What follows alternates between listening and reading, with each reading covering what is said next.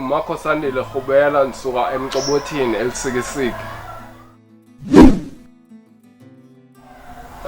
I-project yaLouis Agri ndiyijoyine ngo-August ka-2024.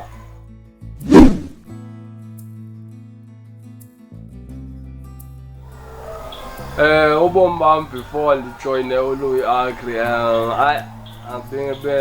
bendizidlalela nje akho nto iphathekayo bendiyenza.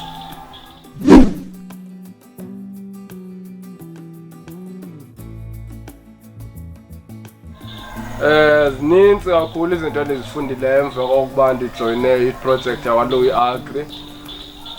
Yokuqala engayitsho ukubaluleka komhlaba. Umhlaba bendingawuthathela ingqalelo until ndafika kwaLouis Agri, so ndabona uba imali enintsi lele emhlabeni, lo bendingathi ndingawuthathela ingqalelo.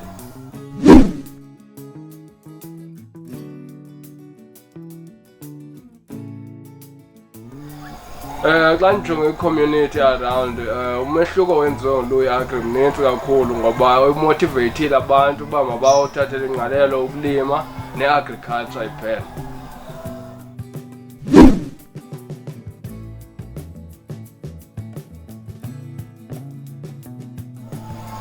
Indlela enza ngayo uLouis Agri izinto ndiyakholiswa yiyo ngoba iyancomeka.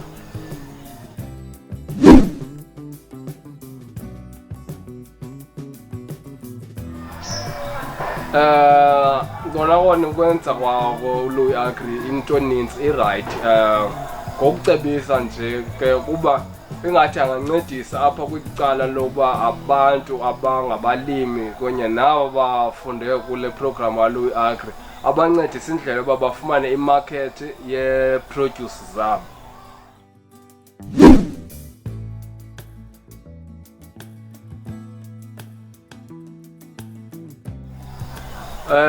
Okokuqala le kit yakwaLouis Agri indimotivatile uba ndiwusebenzise umhlaba because endlini bewungekho kit yokusebenzisa umhlaba. Umhlaba bendibona fanele kuchetywe ingca qha. So xa sendibona izipeyidi ndibona ikiriva ndiyabona fanele uba ndikha izinto ndiyafundisa umhlaba ngamakuba. So ngomhlaba ndiyawusebenzisa through le kit ndiyifumana kwaLouis Agri.